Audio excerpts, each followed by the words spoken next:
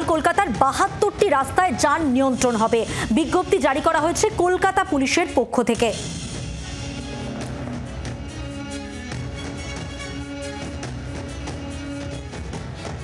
Red road সংলগ্ন সহ কলকাতা শহরের মোট ৭২টি রাস্তায় আগামীকাল ঈদ উদ জোহার দিনে যান চলাচল নিয়ন্ত্রিত হবে একথা বিজ্ঞপ্তি দিয়ে জানিয়ে দিয়েছে কলকাতা পুলিশ।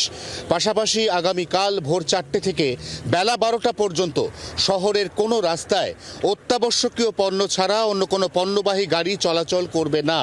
এমনকি বিকেল ৪টে থেকে রাত ৮টা পর্যন্ত বন্দর এলাকা বাদ দিলে অন্য এলাকাতেও পণ্যবাহী গাড়ি চলাচলে নিষেধাজ্ঞা বহাল থাকছে।